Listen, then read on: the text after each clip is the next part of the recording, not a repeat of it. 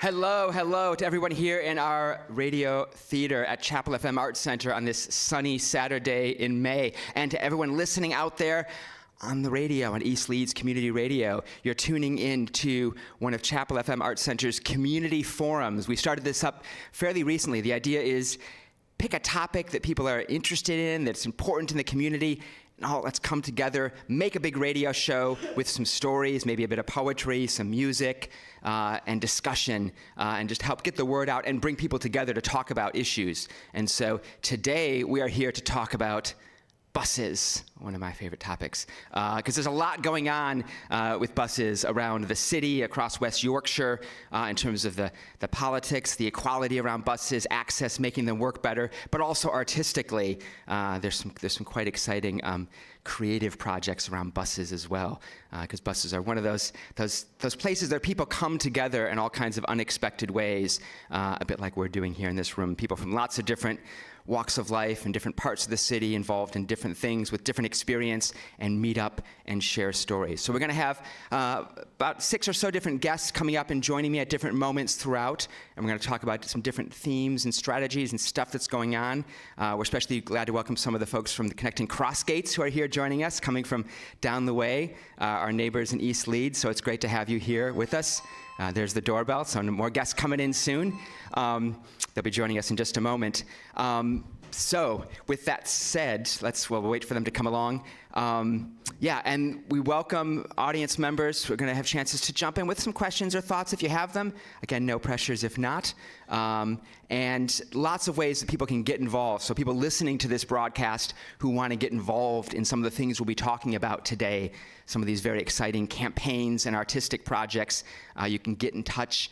If you're listening through the Chapel FM website, they'll be with this information about getting involved in the Home from Home show. You can click there and find out more information, or just send us a note at info@chapelfm.co.uk if you want to get in touch by email, or just come visit Chapel FM Arts Center in Seacroft. So we'll settle down for our ride, our bus journey. But I should say, before we begin, a couple of things we're going to be hearing about. One of the things throughout is a theater production that's going to be coming up here at Chapel FM next month called the Home from Home show. Margaret, and we'll have some other voices related to that, are going to tell you about that show. But if you're interested in buses, it's going to be on June 21st and 22nd. There's actually stories about buses, stories about teenagers and creative spaces, and stories about urban forests and urban gardens. So relating to some of the things that Clary here is going to talk to us about as well. So, but just to get people in the mood and whet the appetite, we're going to just bring in a bit of audio here, because one of the things we do at Chapel FM, we run our radio station, East Leeds Community Radio, and we love to go out with our microphones and gather stories from all around the world and share them back. And so I'm just going to begin with a minute and a half or so of a story that we heard back in the autumn at a big gathering that took place at Carr Manor School as part of a big campaign about trying to improve the buses and encourage buses to work better in West Yorkshire and Leeds. And this is a couple of women who were at that event talking about their experience on the buses. And we want to start with this because obviously when buses come up in conversation, sometimes there can be some frustrations, a sense of inequality, unfairness. They don't always work on time. Ghost buses. Are the buses safe? All those things. And of course, there are troubles, there's problems, there's sometimes the negative side of bus travel. But we wanted to start with a bit of the celebration of the positive side of buses and bus travel to begin with. So these are a couple of women. There were actually about half a dozen mothers and their daughters, all from the Swahili community in Leeds. And they were talking about a particular experience. And so these are some of their voices kind of mixed together with some music, a little collage. So I won't say any more because I think we just want to hear it, and then might just ask people if anybody has any reactions to this. So here's a bit of the Swahili bus driver. There was one day, in particular, I got on the bus. When I got off, the driver spoke to me in my language, and it makes me feel so happy. I said, oh, it's my own kind. You know what I mean? Someone from my own community, but I didn't even know him. But he just wanted to introduce to me that, hello, I'm your brother. So he spoke to me in my language, Swahili. It literally makes my day. If they literally just say good morning or just anything positive, I love it. Some bus drivers are really nice and welcoming. People need to have more empathy for bus drivers.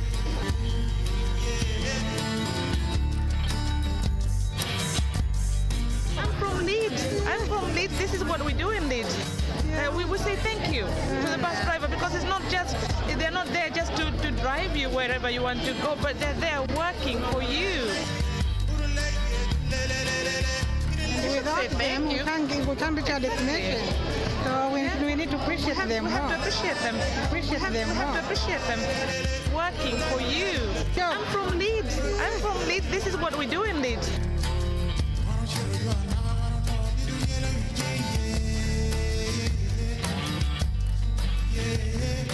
There was one day in particular I got on the bus. When I got off, the driver spoke to me in my language and it makes me feel so happy. Oh, it's my own kind, it's my own people. You know what I mean? Someone from my own community, but I didn't even know him. But he just wanted to introduce to me that, hello, I'm your brother. So he spoke to me in my language, my own community. But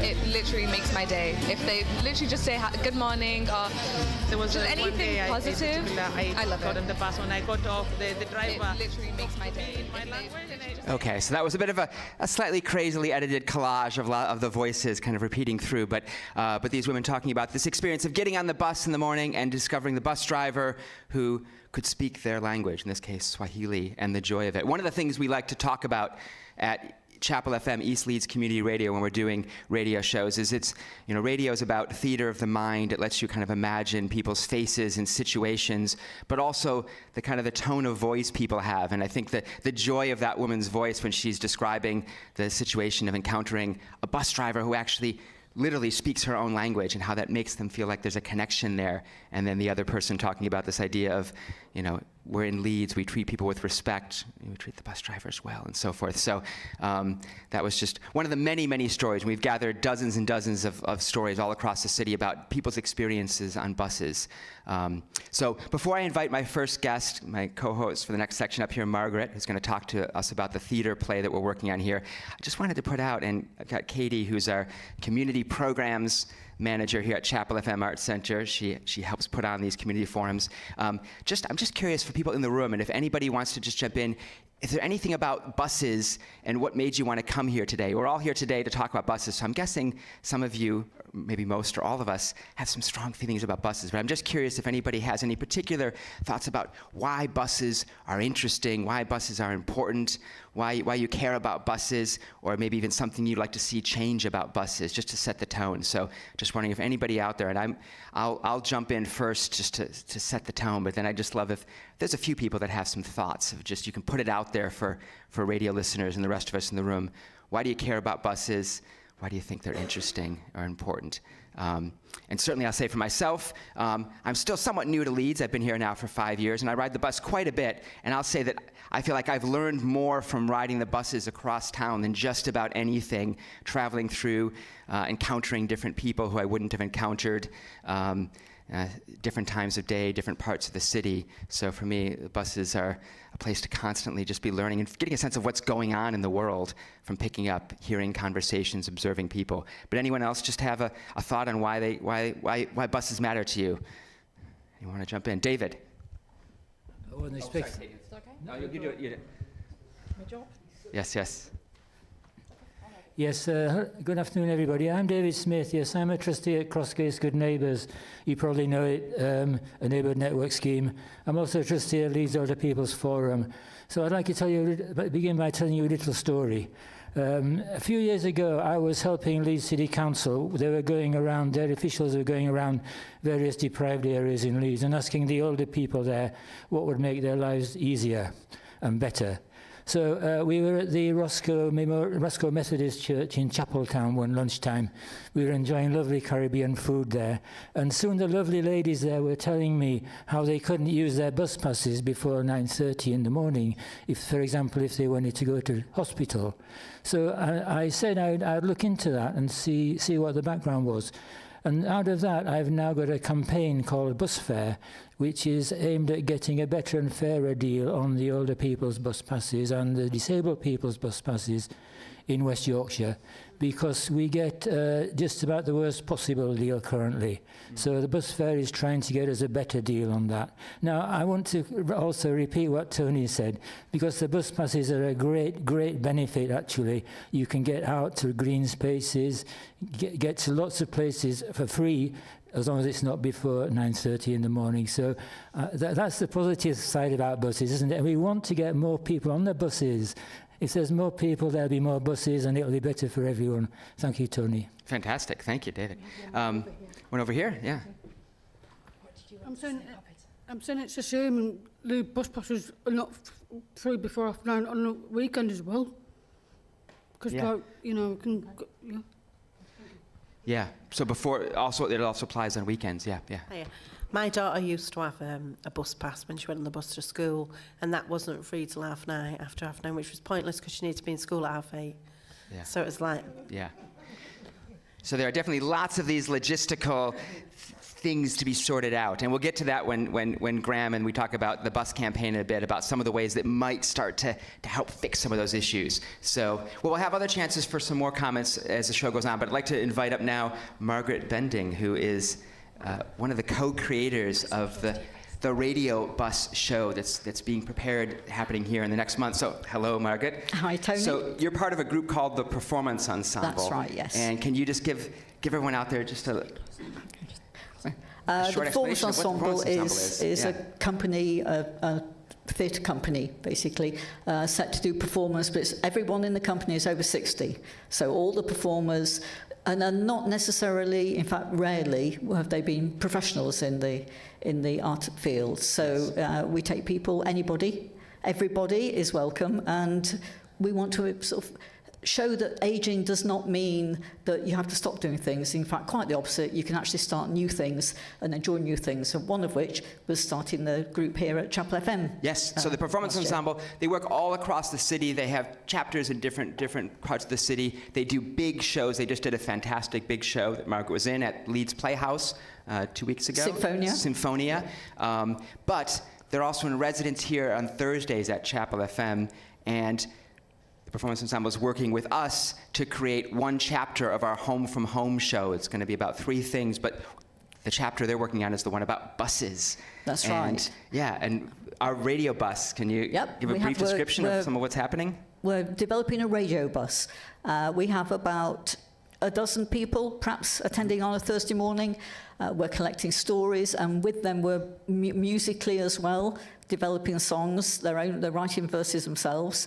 And the idea is that we're going to set up a radio bus in the room downstairs, an installation where people can come and get on, they'll get their ticket, we'll take them to a number of destinations, you'll hear some stories, you'll sing some songs, hopefully you'll join in and you'll tell us some stories, you'll join in the chorus, because I think they're really quite likely to know the tunes, and we're going to take you on a journey. Yes, and it literally will be a bus that the passengers get on board, and the passengers / the audience and the performers are all on the bus together. So you'll be in the bus. Yeah. Can I ask you a question? Are you going to be singing a Ticket to Ride, what the Beatles sung? Ticket to Ride with the Beatles. We haven't included that one, but Ticket to Ride, that one. Right, I will put that to our musical director. Come Thursday. No, it's good. Brilliant one. Yeah. Yes. And we're going to hear in just a moment one of the stories to give you a little taste of things. But on this bus journey, so basically the passengers are going to get on the bus. We're going to set off. There's going to be actually some quite interesting visual effects. You'll really literally be seeing the journey of a bus trip from Chapel FM in Seacroft to the city center and back again as the bus is traveling. And there's going to be, I think there's going to be 6 or 7 different routes that the bus has. So different aspects of themes of traveling on a bus. So the excitement of setting off on an adventure to a new place, followed by the Disasters that can occur. we're calling it the disaster bus, right? All the things that can go wrong, all the uncomfortable things. We can go on, I'm sure, all day about people's experiences of things when they don't quite go right or things happen a bit strange. That's followed by the memory bus. The memory bus. I think. Yeah. If I may, one of the interesting things, if we sit and have a discussion, people talk about the problems with the buses. You ask people for their stories. We've got romance. We've got romance that didn't quite go as it was intended. Yes. But the stories tend to be really quite joyful. And the memories that you hear from childhood or through to now, the people that they meet. So although, yes, there are problems, and we will talk about that too, but the memories, there are some wonderful memories that we're getting. Yeah, very much. And then from the memory bus, we're going to move into the present day and the idea of buses as places of activism, of social change, of equality and inequality. And in fact, we're going to hear a little bit later on about a famous example of that, a world example that Rin and Aaron from the Conservatoire are going to share with us. And that'll tie into some of the campaigns that are happening in the city right now to change the buses that we'll also hear more about today. And then from there we move into the creative bus. Creative bus, yeah. Exactly. Where I think there's going to be some recordings made, aren't there? There's going to be a room outside as well, where you can actually record stories. And we'll see, London Underground, for instance, had poems on the underground. Maybe we should have something like that in the buses. A poem on the side. So you could put, what can we do to make the bus journey, make the buses interesting? What can we do to make them more creative and to involve the people travelling on them? Yes. And then finally, we head off into the future, the great unknown, including possibly the idea of buses traveling to space and to the moon. That's Stay fine. tuned Buses for that. to Mars. We interviewed a bus driver a couple days ago, and we got into quite an interesting discussion about the practicalities of bus travel to the moon. So stay tuned for that. So, that if you don't behave yourself, he's going to put you off the bus. Yes, So. yeah, very complicated stuff. So that's a little bit of some of the threads that go through the Home from Home radio bus coming next month. But if anyone out there, or if you know anybody that you've got a bus store and you think, oh, that might fit with one of those themes, come chat with us after the show, or if you're radio listeners out there, you can get in touch with us because we're still collecting lots and lots of bus stories, and especially the big life-changing stories, but also the small little details and encounters people have on buses. Yeah. We have bus conductor, driver, and inspector. Any stories, please come along and share them with us. So with that, I think we're going to hear just a little clip, a little under a minute, of one of the participants, Roger, talking about, this is the memory bus section, when he was a child, and this is a little bit of Roger's story here coming up. So here's Roger. When I was a little boy, I always wanted to be a bus driver. So my parents bought me a little pedal car when I was about 5, and I could go down the lane next to our house, and there was a man that used to walk up who was I didn't know he was a bus driver at that time, and he used to walk up. He never spoke to anybody, this man. What my father did was he made me one of these badges, with a number on that the drivers used to have, and the day after that I'd put that on proudly, I was now a driver. He came up the road and saw this guy, and he stopped, and he had a Transport and General Workers Union badge, silver one, on his lapel, and he took it off and gave it to me.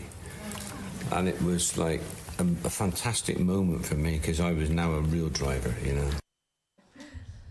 So that's a little bit of Roger's story about being a child and getting the bus conductor badge. And there's some other really, really delightful moments. But the idea, especially from children's point of view, that buses are fascinating, like all big machines, like fire engines and airplanes and all the rest of that, but buses in their own unique way. So it's a bit of Roger. So, all right, so we're ready to move on to our next section of the show. So I'd like to invite up to join me Graham from Citizens UK.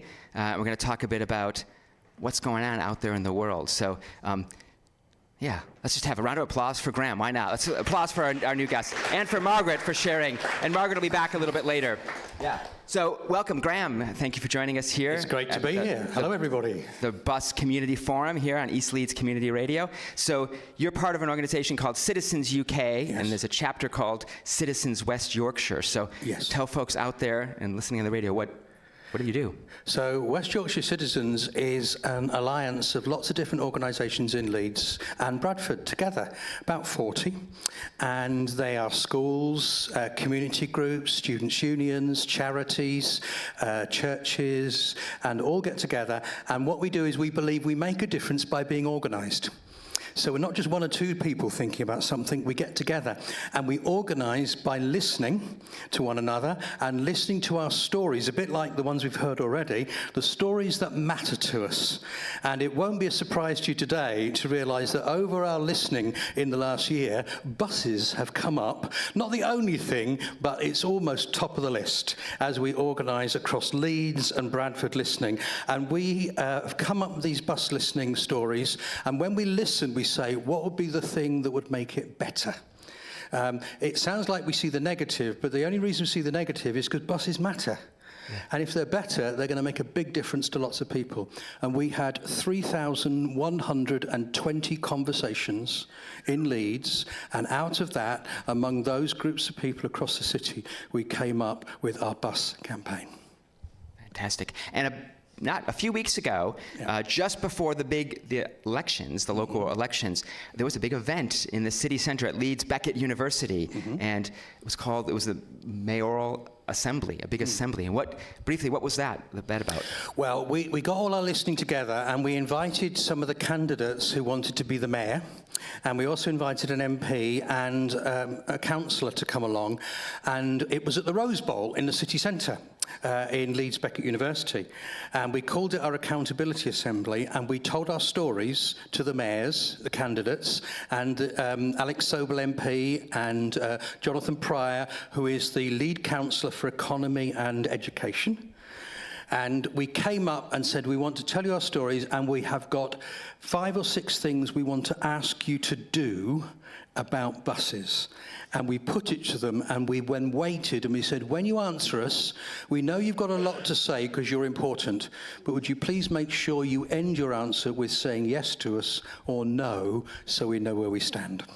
Yes. And we're actually going to hear a little bit of that moment when the candidates were asked that question. Was anybody out there in the studio audience at that assembly, just to get a sense of things? So the Connecting Crossgates crew, and Karen, you're there as well, Rachel and many others. So yeah, fantastic. In fact, well, we're going to hear a clip in a moment, and then maybe you'd like to hear from a few of the folks who were there that night at the assembly. But again, mayoral candidates, you can picture all up front in a row with the MP and the deputy head of the council, hundreds of people in the room asking them questions and asking them, making real specific demands. So first, let's hear just some of the voices from that night. We've got a really nice radio documentary on the East Leeds Community website with lots of voices and stories.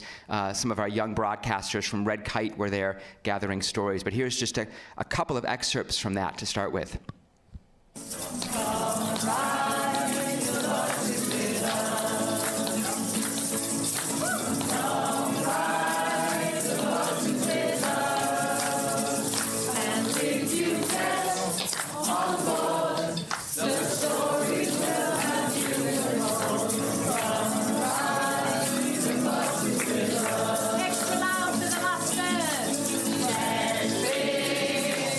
To anything like this before, so I'm very, very excited. So we are going to be discussing issues when it comes to West Yorkshire buses, and we're going to be showing it in front of the mayor to see what can be done. Because coming from the Middle East is a hard thing, because on the buses there's people calling you terrorists, there's people saying you have bombs up your sleeves, and there's things like that really make you sad.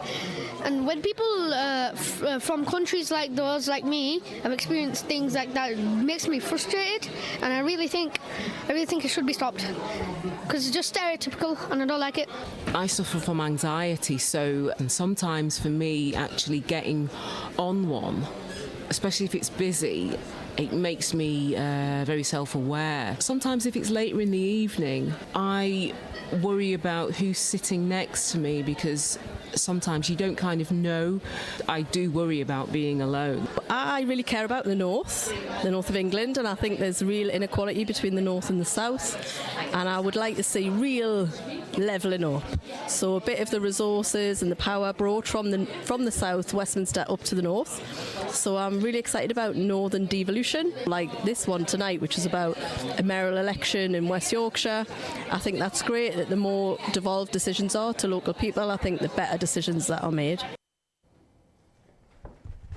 And in just a moment, we're going to get to what's happening next in that campaign. But first, I'd like to invite up to join us from Connecting Crossgates, Karen and Graham, if you want to stay up here with us as well. Oh, yeah, you can hang on to that one, and Karen will chat with us about her experience. So welcome to Karen from Connecting Crossgates, first of all. But first, just, do you want to tell the world, our studio audience, but also radio listeners, what do you do? What is Connecting Crossgates all about? Yeah, thanks, Tony. Yeah. My name is Karen Gray, and I'm the manager of Connecting Crossgates. We've brought 15 of our participants, volunteers and staff here today, and we do exactly what it says on the tin. We connect people together in Crossgates and East Leeds, and we've got about 10 different groups and projects throughout the week, and we run holiday clubs for children and find different ways of helping people get involved in the community. And so that day, a few weeks ago, down at Leeds Beckett with all the mayoral candidates, a number of you were down there. What was your expectation going into the day? What were you hoping would happen? For some of the people who went, it was the first time that they'd been involved in any sort of campaigning whatsoever, so that was very exciting for them. But also we wanted to hear more about what was going on. We wanted to be able to participate in something that was going on across the city. We wanted to join together with others to see what we could do when we made a difference. And that began for us in Crossgates just at the beginning of this year, really, because our local library was being sold and people suddenly realised that they had no voice. And we wanted to come together and say we don't want that to happen again. So we formed a group. We're now called Crossgates Together. We've got 4 organisations currently working together: Crossgates Primary School, the Pool Estate Residents Association, who else have we got? Us, Connecting Crossgates, and Crossgates Methodist and the churches together. So they're all beginning to work together to say, what could we do if we got together to make a difference in our community? Fantastic. And that night, what was your impression that night? It was very powerful because for the first time people saw what happened when we came together and said, this is what we the people want. It wasn't an opportunity for the politicians to tell us all the things that they were going to do. It was a chance for us to say, we the people want you to do this. And they had to say yes or no, and it was going to be very embarrassing if they said no. So they all said yes. So we were very happy, but we recognise that the challenge is what happens next. We have to follow up, we have to go back, and we have to push them to keep those promises. But everybody went, they really enjoyed it, they felt a sense of coming together with people across the city. And for some people, they weren't aware of some of the issues on buses. Maybe they hadn't ridden on buses much themselves, so they heard about the experiences of other people that they perhaps weren't aware of. So we asked 6 things of the mayoral candidates. We said that we wanted much more reliable buses for young people, and particularly to have buses every 15 minutes at the beginning and end of the school day, so that if you miss a bus, there's one coming soon, otherwise you're late for school, and we heard the stories of that. The students said, could they have student fares not just on the designated routes to get to uni, but anywhere across West Yorkshire. We said asylum seekers should have free bus travel across West Yorkshire when their lives are so tough and they need to be able to get around for lots of appointments. We asked them to connect communities. In Leeds, you have to go into the centre and out again to go across the city for about 1.5 miles. We said, that is crazy. So why don't we connect the city better? And we asked them to see us about that. And then at the end of that, our biggest ask was to say, look, this is a big effort for us, mayors and MPs. Would you, when you make decisions, would you let some of our communities come in the room and be part of the decisions and not just hear about it once you've come up with it? And so we're only halfway through, and we need everybody who's listening and here today to join our campaign, because Tracy's now elected, and she said that in the next 2 weeks she's going to meet us again, and we're going to congratulate her, and I'm going to say the work's only half done. Can I add that we're also wanting to train the bus drivers to intervene if there's any hate crime, because that was a big issue too. Absolutely. Yes. Graham. That's right, Rachel. We heard stories of how there's hate crime on buses, And it seems that the bus drivers really aren't on top of the game on how to deal with it, and we feel they should be trained so that you can deal with it at the time and not just send something in later because it's happened, because you want to feel safe at the time. So Rachel's absolutely right. Well, in a bit, we're going to hear a little bit of that big moment when the mayoral candidates were asked that big ask in just a bit. And Graham will come back and join us for that. But first, Julie. No, that's what this is all about, conversation. I just wanted to say, I don't go on the bus a lot, but I was just listening to what you're saying. Would it be an idea if they could do it to get some sort of security? Because I feel like it's asking a lot of a bus driver to sort that. Can I just take over? Citizens campaigning has won 15 PCSOs to go on bus routes. We've won, so this is things that's already happening. We've also won safe spaces in the bus stations. So those things are already happening. Those changes are already in place. Yes, and Rachel was a big part of making that, especially with the 15 PCSOs. So fantastic. Well, Karen, before you leave us, anything else you want to, if anyone wants to get involved in connecting Crossgates, how should they do that? Or anything else you want to tell the world about, our radio listeners or studio audience? If they want to get involved, they can find us on Facebook or our website, Connecting Crossgates. One of the reasons why we wanted to get involved specifically with the bus campaign was that buses affect so many people. For some people, it's about commuting. For some, it's the necessity of shopping or seeing family. For some, it's a way of getting out and about. And for some, it's an environmental choice. But so many people are affected by buses, from confusion about tickets if you're not a regular bus user, the frustration, as Graham just mentioned, about not being able to get a mile adjacent to an area near to you, and the impossibility of getting to some of our green spaces like Temple Newsam. You can't easily get from East Leeds to Temple Newsam, our biggest park. My brothers live in London. It's a totally different situation. You get on a bus, you swipe your card, you don't even get a ticket. You get off, you swipe it again. If you use another bus, you swipe it again. And at the end of the day, or the end of the weekend, or the end of the week, it works out what was the best ticket for you. You don't have to work it out. You don't have to have a card. You can go wherever you like. You go backwards and forwards, buses and tubes, trains, whatever you want.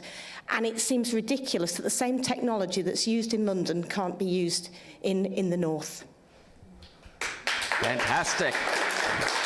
Well, thank you, Karen from Connecting Crossgates and Graham from Citizens UK. And that just reminds me, we haven't said the word. We haven't talked about climate change and climate emergency yet so far, and the bus is rolling that. But I think we're about to fix that with our next guest here, and also someone who connects lots and lots of different organizations and people and projects. So can we bring up, welcome to the stage now, Clary Ramsden from the We Are Seacroft Network. Hello, Clary. So, hello, everybody.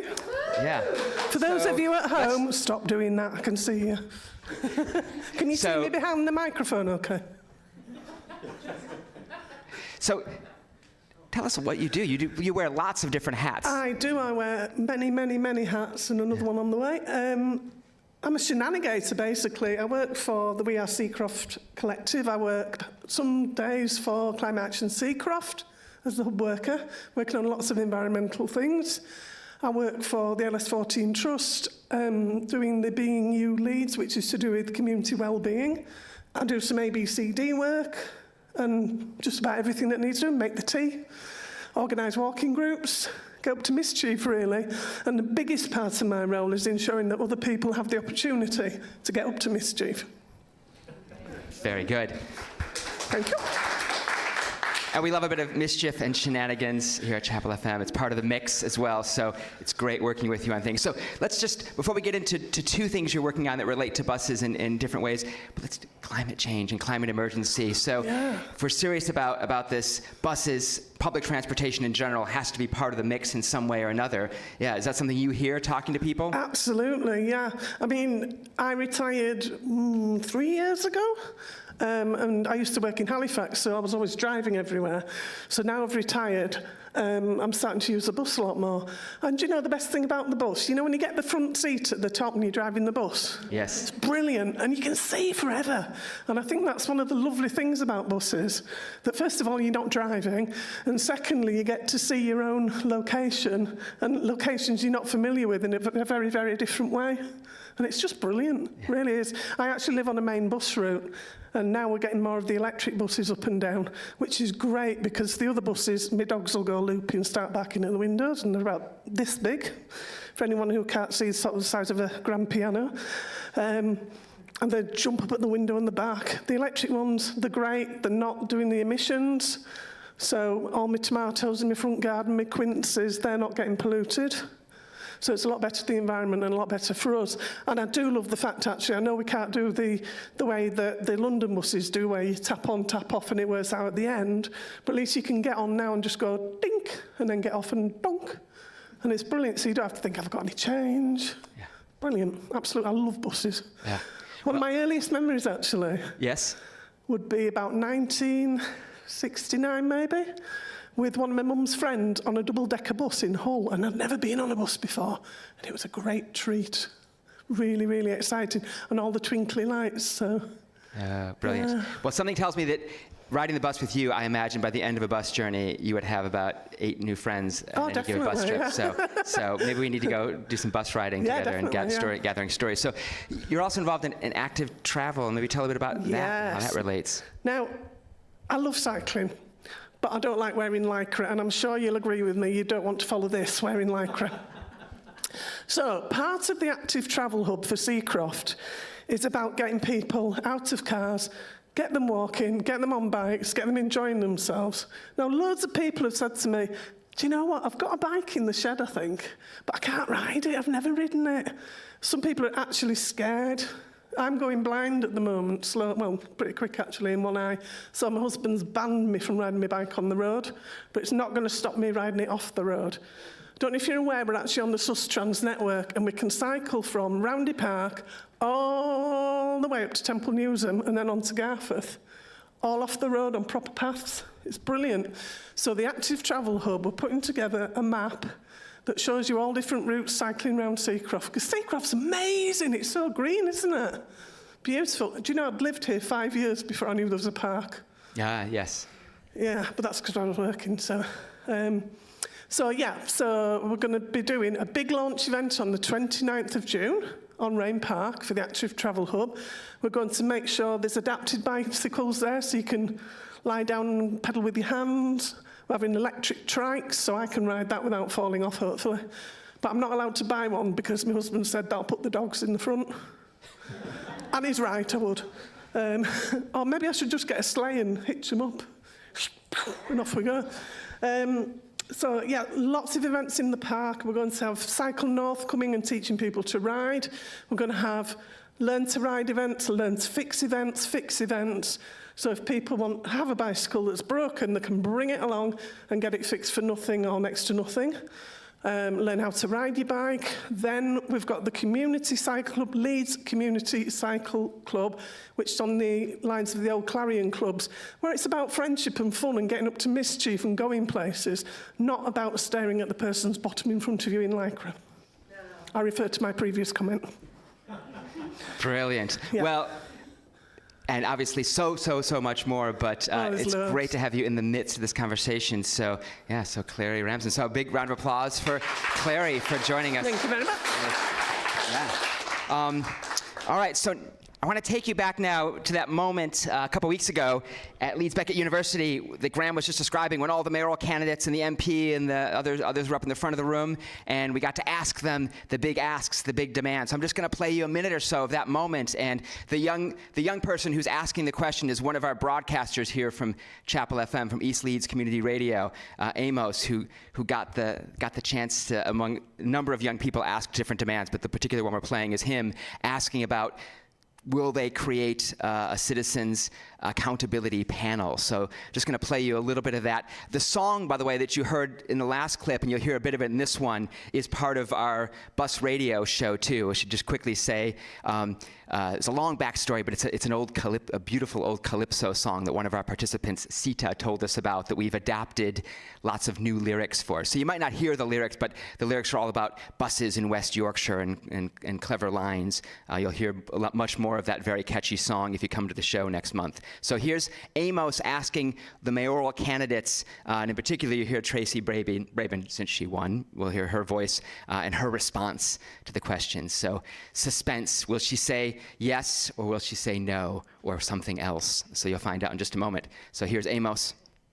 Will you, Andrew Cooper, Tamas Kovacs and Tracy Brabin, reform the Transport Committee into a new accountability board with broad community membership, including young people, diverse communities and disabled people alongside local councillors?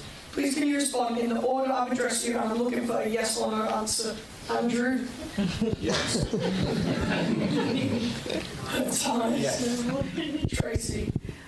Yes, it's quite complicated, but yes, absolutely. There's much more below the surface, yeah. Would you permit meeting us to work out a plan to how this can be done? Absolutely. Your voice needs to be in the development of this fully franchised public control network.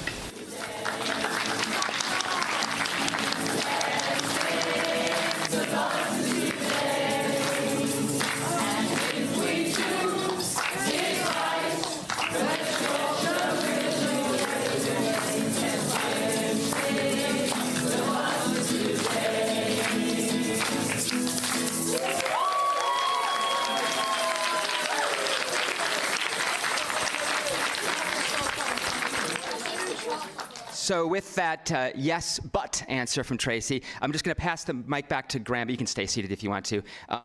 So, Graham, what happens next? Tracy Brabin's been elected. She said yes, but it's complicated.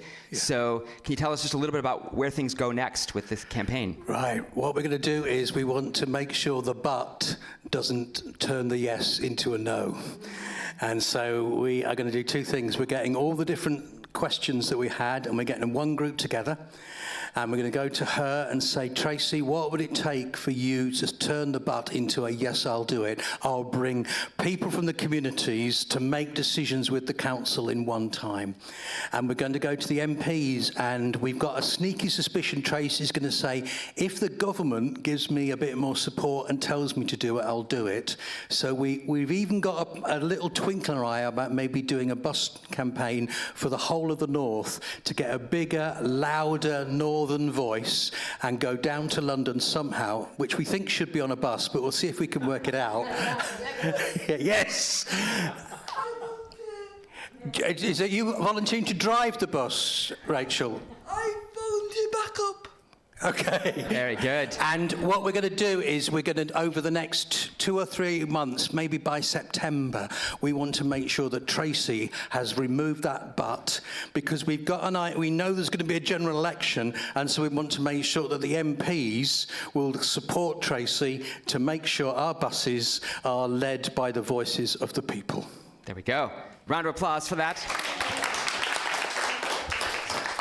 So we are getting close to the end of our broadcast of our community forum on buses, but we've got 2 more little chapters to do. And next I'm inviting a couple of guests up, some theater students from the conservatoire who we met that night at the assembly. But we're going to just briefly step back and think about buses and the big picture, and buses and justice, social change, and things like that. And buses, if it's surprised, if you do a bit of research, buses come up a lot as places, maybe because they're resources that we all share. They're things that people need, especially people that are struggling economically and things like that. They're about connecting, they're about integration and things like that.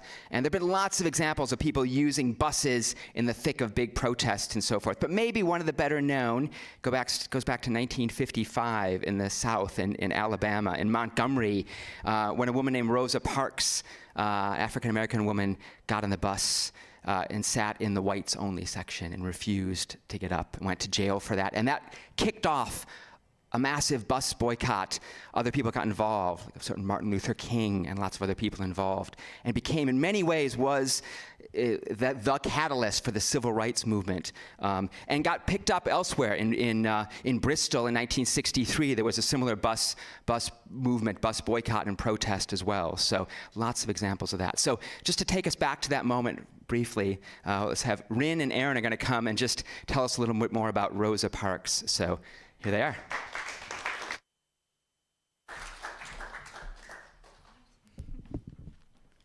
Hi everyone, it's so wonderful seeing everybody here today, and we're really grateful to be a part of this whole experience. So, on December the 1st, 1955, Rosa Parks stayed in her seat on a bus, a simple but courageous act that helped spark the civil rights movement. The moment is celebrated in this poem by Rita Dove. Rosa, how she sat there, the time right inside a place so wrong it was ready. That trim name with its dream of a bench to rest on her sensible coat. Doing nothing was the doing, the clean flame of her gaze carved by a camera flash. How she stood up when they bent down to retrieve her purse. That courtesy. And here's a description of that moment from Rosa Parks' autobiography. One evening in early December 1955, I was sitting in the front seat of the colored section of a bus in Montgomery, Alabama. The white people were sitting in the white section. More white people got on, and they filled up all of the seats in the white section. When that happened, we black people were supposed to give up our seats to the whites, but I didn't move. The white driver said, "Let me have those front seats." I didn't get up. I was tired of giving in to the white people. "I'm going to have you arrested," the driver said. "You may do that," I answered. I'm always inspired by Parks's "You may do that." Not only is she taking charge by giving the powers that be permission to arrest her, she's also saying, in effect, your prison of stone and steel has no power over me. How could it? I've freed myself from the biggest prison of all, the one that came from collaborating with your racist rules. Here is the simple secret of all who have risked punishment by standing up to cruelty and injustice. They've realized that no punishment anyone might lay on them could possibly be greater than the punishment they lay on themselves by conspiring in their own diminishment.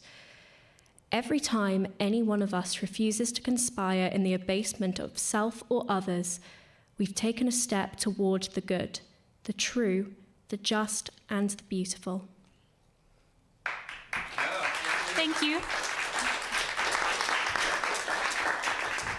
Thank you again to Aaron and Rin, and it was because of the assembly that we met, and they're here today, so that's fantastic. So in just a moment, as we get closer to the end here, and by the way, we're gonna hear the Rosa Parks next, and then we're gonna skip the video. We had a video we were gonna show you the sing-along, but in the interest of time, I think we'll skip the video, although we'll make that available on social media.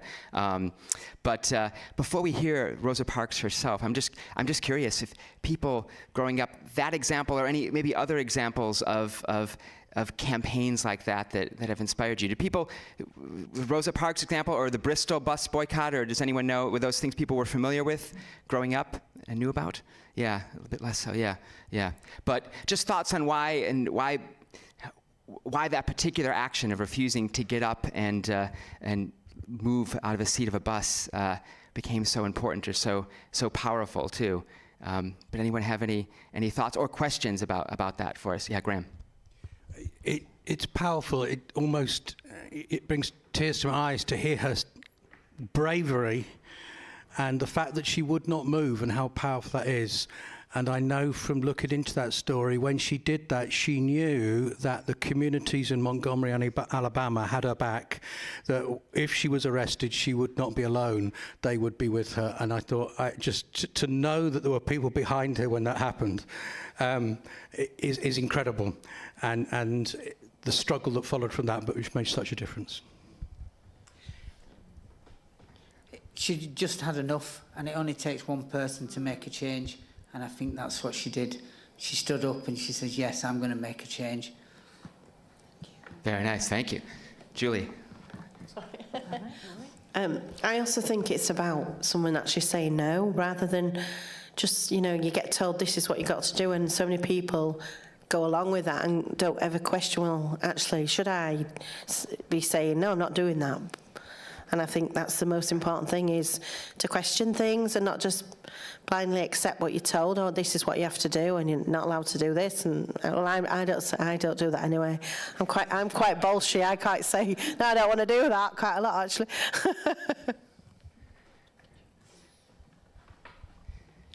Over to Clary.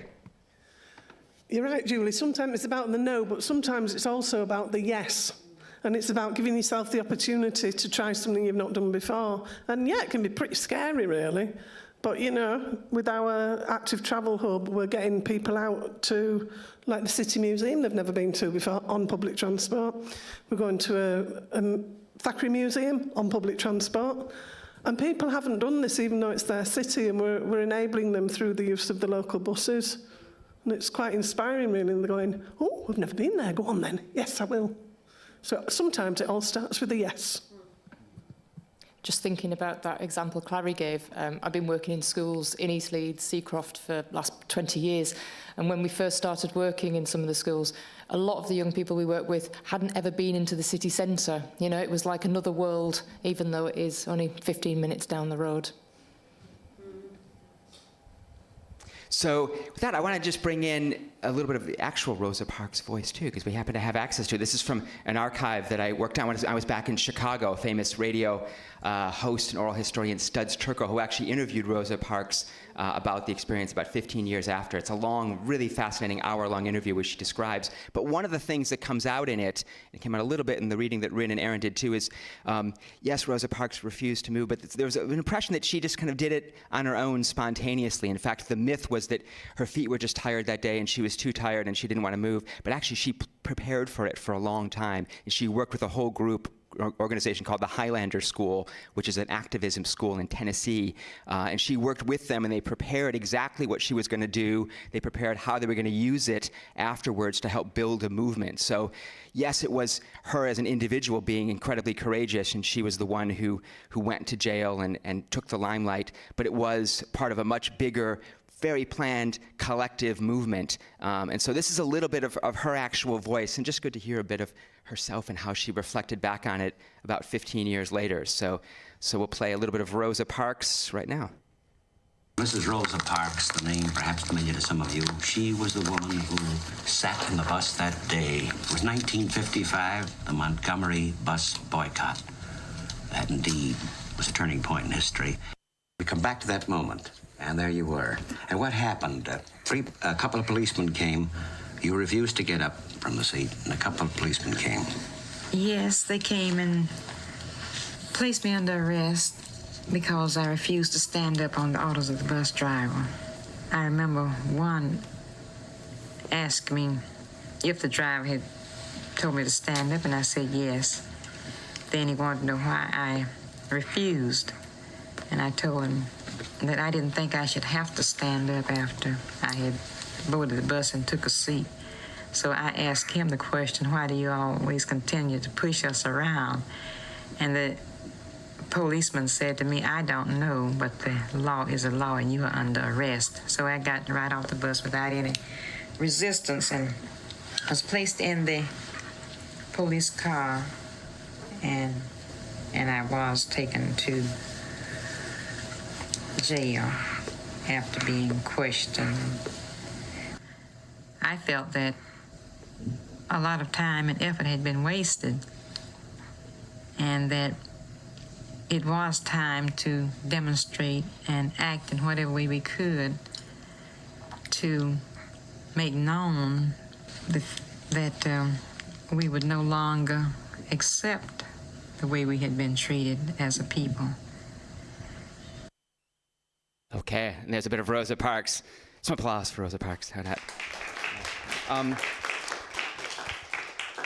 Okay, just to prep up, our last audio clip's going to be the Moon Palace. We'll do the Moon Palace in just a moment here. So I mentioned earlier in our radio bus Home from Home show, we're even talking about buses someday traveling to the moon. or some version of a bus, right? Well, there actually is, lurking around here in East Leeds, there is a Moon Palace bus. Has anyone seen the Moon Palace bus or know what it is? A few people have. David, you've seen it? You've seen the Moon Palace bus?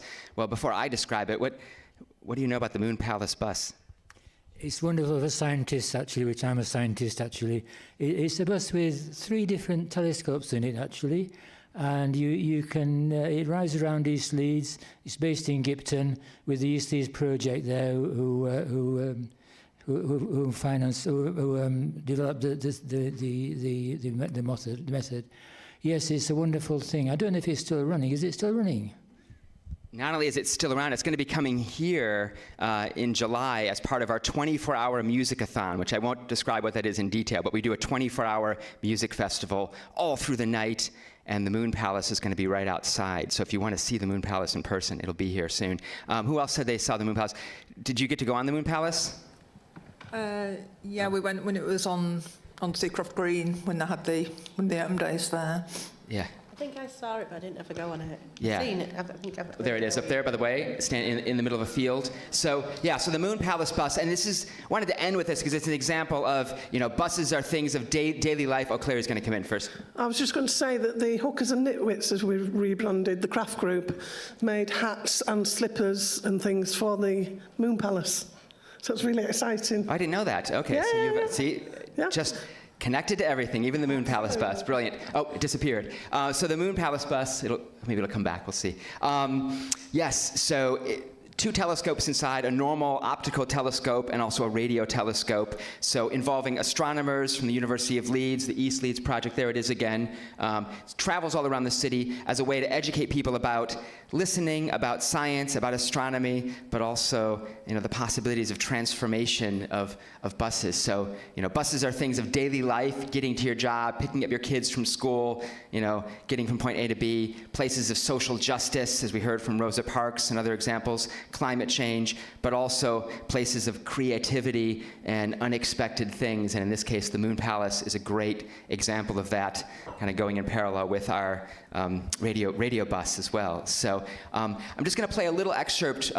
We had the honor of creating a podcast, a radio documentary about the Moon Palace bus, working with East Leeds Project. I'm just going to play just a minute or so of that. It gives you a little more flavor of some of the voices and stories around the Moon Palace bus. But I invite you to come see it on July 27th and 28th. It's going to be here all through the night. So you can go in the Moon Palace bus at 3 o'clock in the morning when you've decided you want to break from listening to experimental music up here and you want to go out and look at the moons of Saturn. So here's a little bit of the podcast created by Rosie Parsons, who's a great radio producer who works with us. Gives you a little more flavor of the Moon Palace bus. And so here that is. What is a Moon Palace? I'm on a bus. It could be like a spaceship. Yeah. It's got these fancy space mugs. I really like the space. It's very welcoming. I think the installation, it's kind of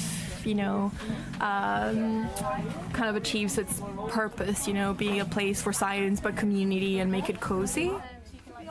We were just walking to get some lunch from this student union and noticed this incredible looking bus. So just had to come over and have a look.